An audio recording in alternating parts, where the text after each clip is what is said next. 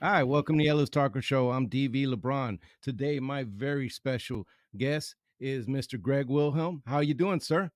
I'm doing well, DV. Thank you for inviting me. So, Greg Wilhelm is running for the 443rd District Judge here in Ellis County to hear local cases that come through the court. I tell every candidate that ever comes on my show, thank you for wanting to serve your community. It is not an easy thing to put yourself on the chopping block that is Ellis County politics, but you've decided to put yourself on there, and thank you. Well, you're very welcome. I appreciate that. So, what inspired you to run? Well, DV, being a lawyer, it's hard to say something in a few sentences, but I'll give it a try. That's all right. Um, when I went to law school, it was specifically uh, what I felt and was confirmed by others as a call to go into the ministry of law. And I had the blessing of attending Regent University Law School in Virginia Beach, Virginia. And while there, I did a joint degree program where I also got a master's in public policy because I know how the law and public policy affect each other. And I wanted to be able to learn from uh, educated, experienced, seasoned men and women who were professors who could teach me how to replicate that when I came back to Texas. And from day one, my focus was on, how can I honor my family? How can I honor my God in what I do? And I started out, my wife and I, in fact, just kind of backing up, we got married in 1990 and moved to Waxahachie. And we were here until 1995. We went to Virginia for 4 years, came back to Texas, and I began practicing in Ellis County in the year 2000. So I'll be licensed almost 25 years come this November. And when our daughter was soon to be born, we were living up in North Dallas, but I was working here in Ellis County, traveling back and forth. And eventually, right before the birth of our son, we bought a house in Midlothian and have been here ever since. During that time, I was appointed early on to my first Child Protective Services case. And I have to tell you that it just grabbed me. I had one of the validations of going to law school was a scripture that was in Texas terms, defend the defenseless, be a father to the fatherless, and help the weak and needy. And when I got that first CPS case, that confirmed to me that I was on the right path. And I threw myself into handling those cases, moving up to handling the most severe abused children that you can imagine, along with, at the same time, representing parents whose children had been removed. And, you know, people who work in the CPS system don't do it for money. They do it because they feel like it's something that needs to be done. And I began working, doing business and probate and guardianships and real estate, a lot of different civil matters. And as I say, so that I could afford to do CPS cases. Began representing young men in criminal matters and trying to help them turn their lives around so that maybe this time would be the last time that they would be in jail. Early in my career, I was asked by the court to put together a steering committee and form CASA of Ellis County, which I did. And I served as the board president for 3 years until such time as I put my hat in the ring and I ran and was elected as Ellis County treasurer. I took that position thinking I would be there for a number of years. And then the judge at the time decided to go into private practice, and the commissioner's court opened up public interviews to be appointed as the trial court judge for that court. And I believe there were 13 of us. I don't remember exactly, but at the end of the day of all day interviews, I was appointed to serve as trial court judge and then was elected for the unexpired term thereafter. And during that time, that passion for public service just began to grow.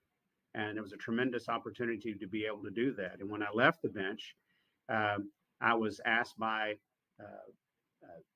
Texas CASA to go and serve on its statewide board, which I did until 2020, with my last positions being in president of the statewide organization. At the same time, I received 2 requests from the governor to serve on 2 of his committees, one being a juvenile uh, organization that helped to stop recidivism of criminal juveniles. how can we again stop these young men and women who are in the system to turn their lives around and be able to build a life that they really want to have. And at the same time, the governor asked me to chair a committee that revised the code of criminal procedure. And those areas really just fulfilled that desire that I was doing what I was called to do. In mid 2023, I began feeling just a stirring within me.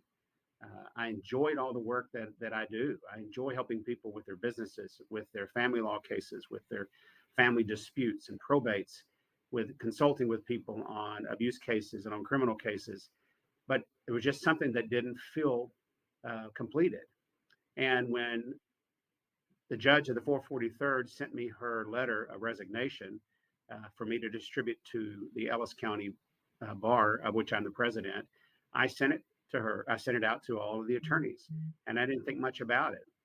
But over the coming week, I began getting calls from law enforcement, from attorneys, from citizens, uh, asking, hey, would you consider putting your name forward to become judge? And I spent about a week just privately wrestling with it and then sat down with my wife and I just said, Monica, what do you think? And we prayed about it. And I spent the next 3 weeks wrestling with that decision. Am I being a good steward of my finances and of my skills by moving out of private practice into back on the bench? And on December the 10th, I felt that release. I went on the 11th and I filed to run for judge. And at that time, DV, that unsettledness within me went away. Okay. And that's why since that day, I have been working every day in trying to spread the word to the citizens of Ellis County why I would ask them to elect me. Yeah. It sounds like you've been law was your calling all the way. It sounds from the beginning it was your calling, and that's really cool when you're in something that you love and you feel that God has called you for in a purpose. That is a people spend whole lifetimes trying to find purpose, so it's really nice when you get to live it out. You know, that's cool. Tell me, as a judge, how how do you protect the rights of, because since you've sat on a bench, how do you protect the rights of the accused and the accuser? How do you balance those? The only way that it can be done is that every decision that you make needs to be through the lens of the Constitution, with that first covering over the Constitution being the Declaration of Independence. What are the rights of the governed? And if you are facing a case in which the procedures and policies and actions of the court are outside the barriers or boundaries, not the barriers, the boundaries of the Constitution, then you're doing it wrong. There are times when you have individuals who may be really bad people, and you may think, well, this is their fourth or fifth time they've come to court. They've been bad dudes, bad women. I really think they deserve to go to jail, even though there's not enough evidence really to convict them on this point. We know they must have done something bad in the past. That's kind of like my dad, who was a career law enforcement and then a prison guard, looking at me and saying, son, you know, those cookies were in the kitchen before you walked in, and they were gone when you walked out.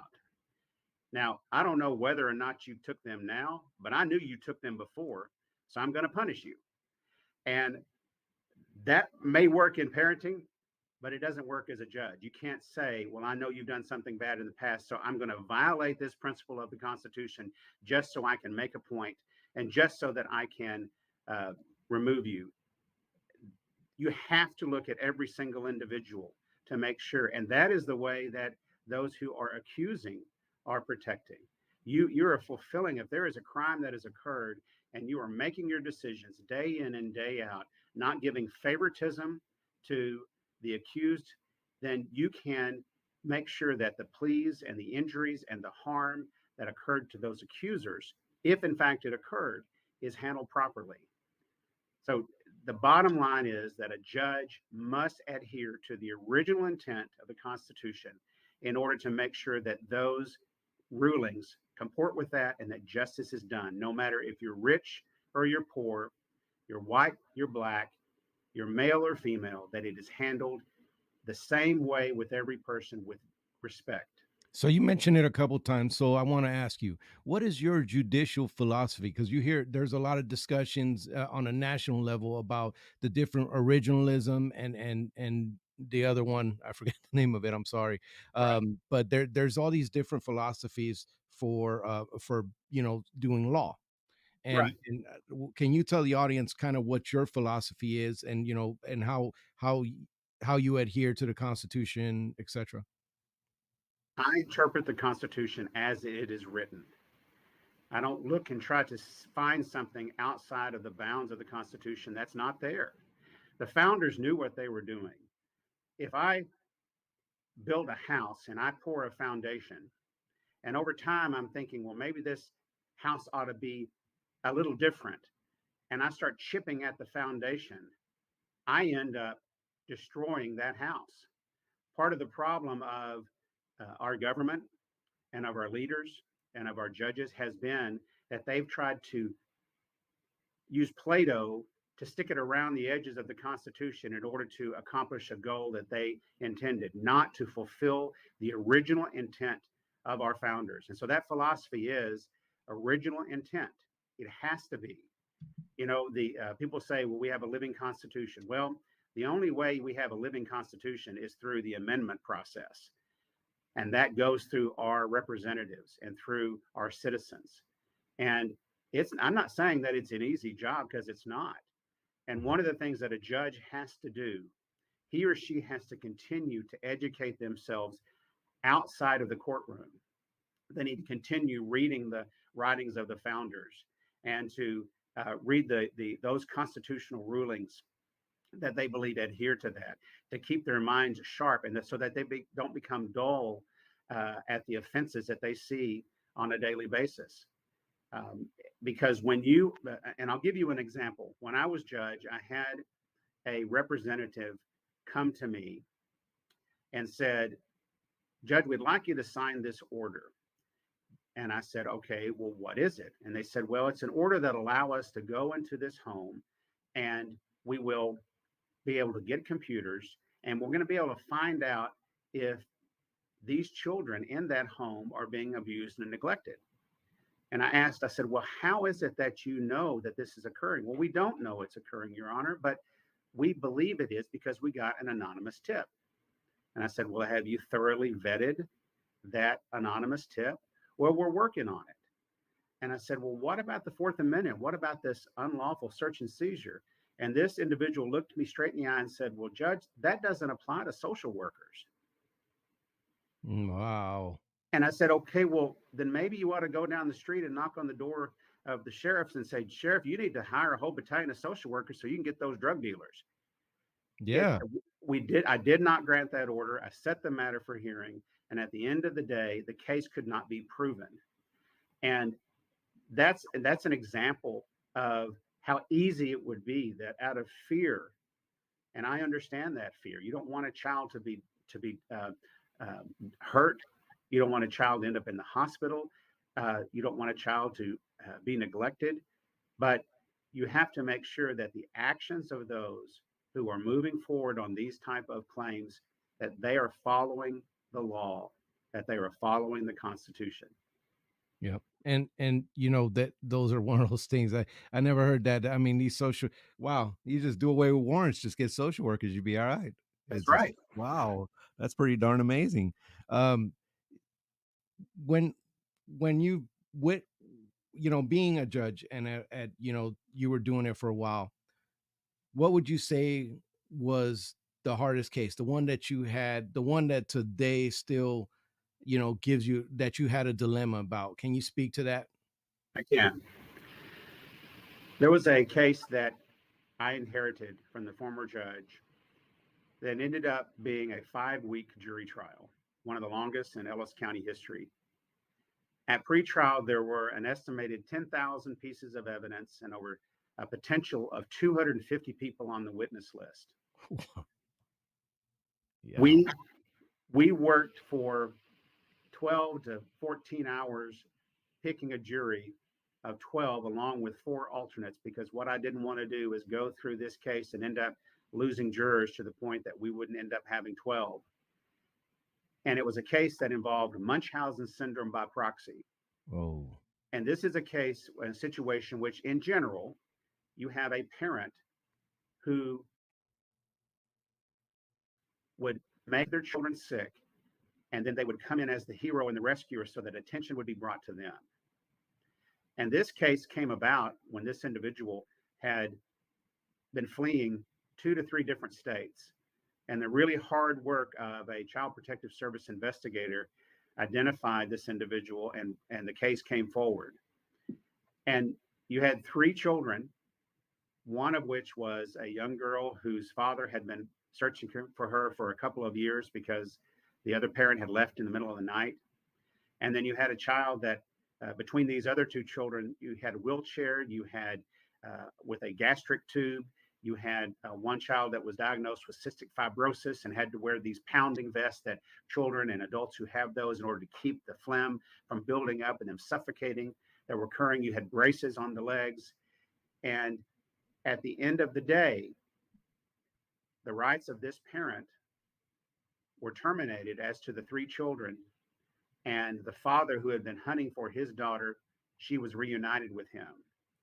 But it was a very difficult case, and there were zealous representatives of the state and zealous representatives for the defense. They all did a tremendous job, and the jurors were just amazing in sticking with us. And we ended up losing 4 jurors during the time, which means we still had 12 at the end of the day. So we were able to complete this cause. But wow. that was the most intense legal matter that I've ever handled in my life. But what's amazing about this, DV, is that I've got pictures on my phone of these 2 girls. One, the one who had braces on her legs, is on a balance beam. The other child, who had cystic fibrosis, was playing basketball. There was nothing physically wrong with these children. What's even more amazing is at the end of the day, these children were placed in a foster home that was a foster adopt home. And the mother of those parents, and of those 2 parents, she was a counselor who had specific training in Munchausen syndrome by proxy. You could Wow. not have ever found a better home for there. It is a case that I will never forget. It's a case that I have talked about over the years. I've consulted on the side with certain other Munchausen cases. But DV, it is one of those situations where it shows that the system does work. Right. That that had to be a trying anytime anything that involves kids. I mean, those are the innocent. Those are the ones we're supposed to protect. So when you see those kind of things, it's just it breaks your heart, and then you still have to try to be impartial and come to what the law where it takes it with the law. And I could imagine that that can be difficult, very difficult. DV, let me say from the opposite side, there was a case that we had that had about a 3 week trial. That was a parental termination case. And at the end of the day, the jury found the parents not guilty, and they got their children back. That's beautiful. And it was Right. a hard fought case. And that was probably the second hardest case that I had handled in regards to that as a judge. Now, as an attorney, early on, I was appointed by the court as an attorney for a child who they thought had been the subject of child pornography. And I had to work with the Justice Department and the FBI, and I had to go down to the FBI's child pornography forensic lab and Well, watch child pornography to find out if my client was in there. And thankfully, we found nothing that showed that she was exposed to that horrific situation. But at the end of the day, what happened too was that a grandmother appeared, and her husband adopted this young lady. And what I have heard over the years that this child is doing really well. But that was a difficult situation. And any judge who's going to be going to the bench is going to have these same type of stories, from me representing a young boy who I was told by the emergency pediatric doctor at Cook Children's that she had never seen a child that had more bruises on his body than non bruises. Yeah, Uh, these that's are things that have to be protected, but again, have to be done right so that all parents, children, the state, that all things are done properly. there's talk throughout the country about um these cops doing good job putting these cases together, etc., and they go to court, and either there's these weird bail laws, or the judges is doing what they want, or the DA is recommending whatever they want. And there's a lot there. Our system of law in many places is quite a bit in flux. So I want to get your thoughts on how that's affecting the criminal justice system, and how you will approach when these cases are brought to you. You know, I heard a police officer once say that he followed the broken window approach to law enforcement, which was that when you took seriously the broken windows that were done as acts of vandalism, and you treated that and you respected those property rights and you followed those through, and you held those who committed and broke the windows accountable, that you began affecting the system as a whole. And in parts of our country, they've stopped enforcing the law when it comes to broken windows. They've stopped enforcing the law when it comes to petty theft. You go into certain parts of our country, into a CVS, and you've got everything that is behind a locked key. When you see these uh, flash mobs that go into the streets of New York and they break down the windows and doors of Apple stores and they steal everything, and there's not any type of repercussion there. And part of the reason that they do that is that they know there's very little that's there. When you have district attorneys who say, I'm not going to prosecute, for under $750 of theft, it just encourages. And that systematic approach of allowing crimes to go without any kind of repercussion is wrong. Now, a judge can do some of that, but when the laws are set out in a certain way, uh, that the judge is trying to enforce them or either go against them, that's a tough battle. Yeah. We are more fortunate in a majority of the jurisdictions in Texas to not have district attorneys who take that approach. There are some, and we have judges who take that approach. You don't put somebody in jail just because you can. You don't put somebody at $1 million bail just because you can. I once heard a story of a young juvenile who had gotten into trouble, and his life was changed by a judge. Um, the young man was struggling in school. His grades were bad. And when he came before that judge gave him an opportunity to go back and get his grades up.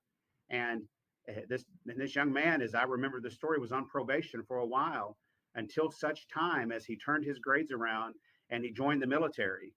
And when he did that, his life changed. Sounds familiar. It does, doesn't it? Yeah. Yeah. Judges have that ability to affect the lives of our citizens in that way. Yeah. There are some discretion that is there. Yep. It was But Judge when it Thomas comes back, Jones. what's that? It was Judge Thomas Jones. Still remember it. I'm 46 years old. I was 17. I still remember the name. Gave me a chance, and it's been a whole different life. But yeah, I'm sorry to interrupt. No, no, you're exact. I mean, I was hoping you would, because when you shared that story with me, it just resonated. Um, when I handled juvenile cases as a judge, and I remember one young man, 15 years old, and he's coming into the courtroom in shackles, and there was a mother who was there on another case who had walked 9 miles to get to court to be able to be there for her child. And I asked this young man, we were talking about multiple things, and one of them was his job. And I said, well, why don't you have a job? He said, well, I live a mile from the closest place where I could work. And I looked over and I said, see this woman here? She walked almost 9 miles, not to get a job, but to come and appear in court.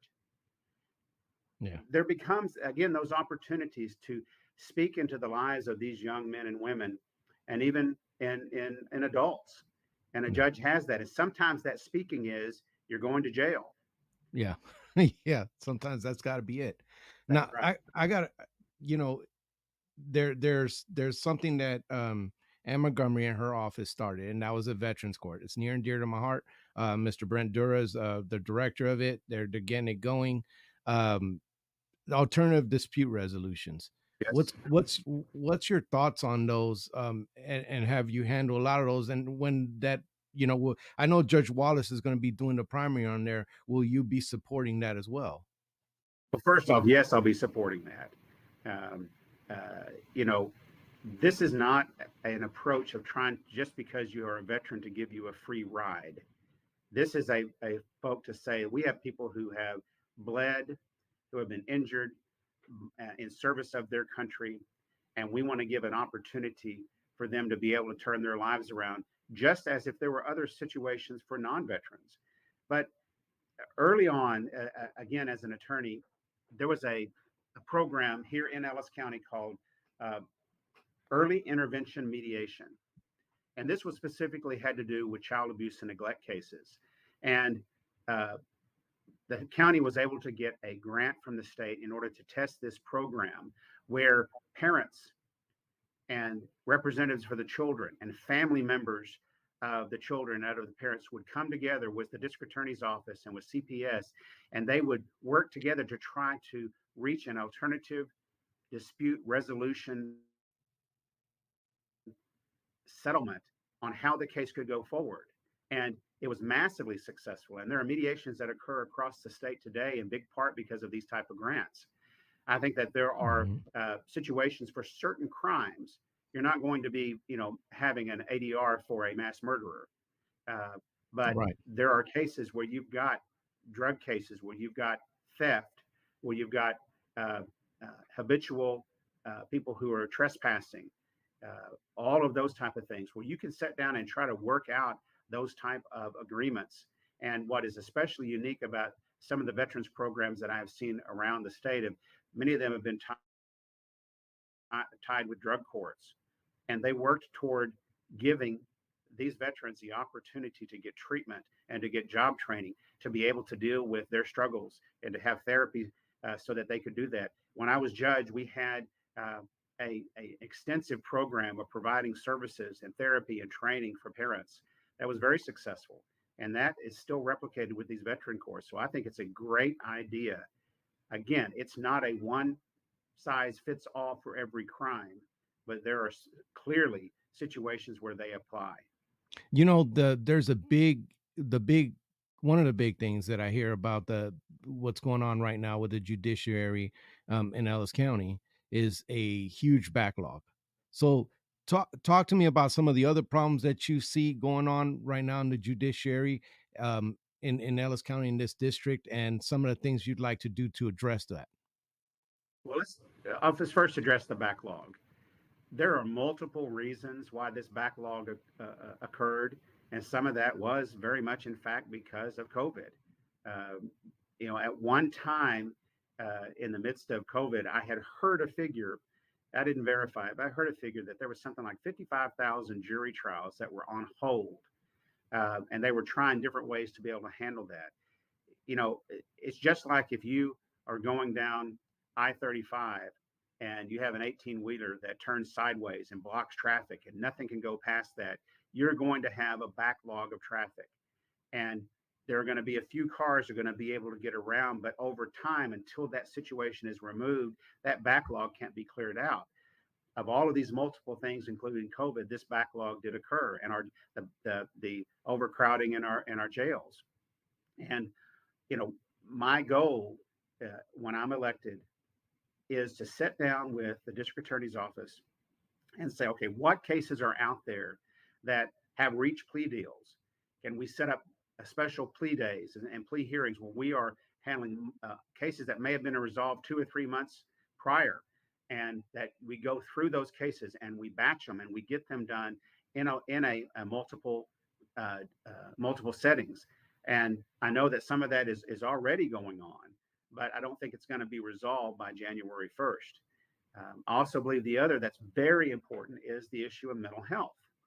Uh, if we have someone who is very much suspected of having mental health issues and they're in our jail, if we have to wait for them to go to Terrell or to Rusk for an evaluation and then come back, we add to that backlog.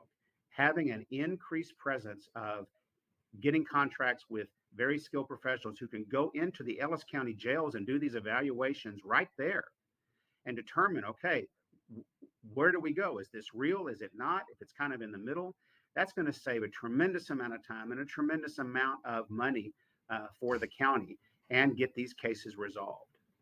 Yeah, yeah. Now, I, one of the most important things that you got to have, or not most important, but very important things that you have to have, is a relationship with the other people, other stakeholders in the criminal justice system. So how important is it to you to have a good relationship with the DA, the sheriff, the PD, etc.? It's very important, from as long as you all have the same goal or you identify those goals which you do share and you work together toward that. Um, I represented a judge in another county who got into a horrific fight with a county clerk and with the district attorney. Oh, And it caused such incredible disruption within that county. It was a huge disturbance. And it was something that did not get resolved until the district attorney was no longer district attorney, the judge was no longer the judge, and the clerk was no longer the clerk because the wow. deep seated resentment. And it's important. And, there are people that I know that I'm not buddy buddy with, and there are people who know me or aren't buddy buddy with me. You don't have to But be we friends with work to, everybody, that's you know. right. But we work together to accomplish a goal, and that's what will need to happen. Is that we want the clerks, and I'm not saying they don't now, but we want to. Once I'm in there, I want to build on the relationship I already have with the county and the clerk and the district clerk. I want to build on the relationships that I have with different assistant DAs. I hope to build a strong relationship with the DA elect, Lindy Beatty, to work on those things. And once May 29th comes and I win that runoff, I want to begin that process for those preceding 7 months to be able to start getting ready to do that. And then you also have the juvenile and adult probation. There's got to be a working relationship there and a trust verification. Um, I know most of the criminal defense attorneys, either through the Ellis County Bar or through long-term relationships. And again, we're on opposite. If you want to say the DA and the criminal defense are on opposite sides, but they're still working toward that goal of protecting the rights of those who are accused and accusers, protecting justice. And as I've said in my theme, when you do those two things, you protect Texas. Accountability, by definition, a judge does accountability. They live accountability, and that has to go both ways. Because if anybody, and that's the last question I'll ask you before I shut up and give you the mic to speak to the people of Ellis County. Is anybody above the law? No. Okay, there As you have it. a young man whose father was first a firefighter and then in law enforcement, and then spent 20 years working in the Texas prison system, I saw personally people who were not above the law, and they were from all walks of life. Yeah, It wasn't rich officers, all there. And that has always been in my mind. And as a young man, especially as a young boy, uh, I didn't want to be in that jail. So that was a, a motivation for me. mm, But the more time I spent in those situations, and I'll tell you, my dad would transport off criminals or accused, people that he had a long-term relationship with. And on about a dozen of those, I traveled with my dad when he transported an accused individual. And to hear the stories from these prisoners about their lives and the mistake that they made. And had they just listened and done what they had been encouraged to do by that first judge, they wouldn't have been in that car with me. And I never forgot those stories. Yeah, I've heard a lot of them. Let me tell you, I've heard a lot of them. I'm going to go ahead and give you the mic to speak to directly to the people of Ellis County, and tell them why they should vote for you. What I want the citizens and ask the citizens to hear is that first off, I'm not asking them to vote against anyone. I'm asking them to vote for me. For almost a quarter century, I have been working to serve the public, to serve my clients, my community, and my family as an attorney, fulfilling a call on his life, just like thousands and thousands of other attorneys have fulfilled the calls in their lives. As I tell the story that I was licensed on November the 3rd, and I hung out my shingle on January 1st, less than 2 months after license. And the reason I did that is I had developed a relationship with some deeply seasoned attorneys who were seasoned in the law. And I would go to them and I would say, if I get the case, can we work together and you teach me what you know, because I want to become seasoned. And over time, I was able to gain the knowledge in a one-on-one way that I could never replace any other way. And through that seasoning is why the court asked me to come and to start court-appointed special advocates, CASA of Ellis County, to train individuals to be guardians, to be voices of abused and neglected children in the system. And why I served in that position as board president once the organization was formed for 3 years, because I became more and more seasoned in the areas of child abuse and neglect, of constitutional rights that involve the parents and the children. And that's why I believe at the end of the day, of a full day of interviews, why the Ellis County commissioners appointed me to serve as trial court judge, and why the citizens then elected me to serve their remaining term. And during that time, whenever the governor called and said, Greg, I want you to serve on this juvenile board where we can stop recidivism of these juvenile criminal offenders. And the reason was because I had become deeply seasoned in those areas of the law. And why the governor then said, please chair this committee to try to make an amendment that can be proposed to the legislature to amend the Code of Criminal Procedure. And the reason, because the governor wanted somebody who was deeply seasoned in the law to handle that. And since leaving the bench and being in private practice, I have worked in all areas of the law in one position or the other. And through that, my training has improved, my skill has improved, my seasoning has improved. And I don't say that prideful, I say that in humility, because every single day I learn something new, a new way to approach a case, a new insight into the Constitution. And through that practice, that's what I am bringing to the bench for the 443rd District Court. Over 25 years, I have spent tens of thousands of hours evaluating evidence, evaluating testimonies, situations, police reports, to pull those together, because the 443rd is a court of general jurisdiction. Right now, this court focuses on criminal cases, but at any time that Judge Wallace is out, or the judge in the 40th is out, the judge is going to have to be called upon to be able to handle a CPS removal, to be able to handle a restraining order for a foreclosure, to handle a multi-million-dollar contract case, to handle veterans court. You're going to have a judge. You want a judge that has that breadth of experience. And I have to tell you, when I was a trial court judge, we had concurrent civil law jurisdiction with the 40th Judicial District Court, unlimited subject matter jurisdiction, and presided over numerous civil lawsuits and unlimited financial dollar jurisdiction. I handled business, public, and private matters in civil lawsuits, wills and guardianship cases, guardianships and indigent. We had a indigent guardianship program, which I handled, land condemnation and eminent domain, civil appeals from the justice courts, adult protective services cases. We had concurrent jurisdiction with the 378, and presided over divorces and suits affecting the parent-child relationship, and child custody and modifications, child support enforcement. Thankfully, we don't have to do this today, but I was handled parental notification of abortions, in addition to those child protective service cases, private and CPS adoptions, occupational driver's licenses, weapons destruction uh, matters, de novo eviction and forcible detainer cases, business and contract disputes. In addition, additional areas of jurisdiction were juvenile law, mental health commitments, misdemeanor criminal, family violence protective orders, criminal appeals from the JP court, evidentiary search and arrest warrants, civil injunctive relief.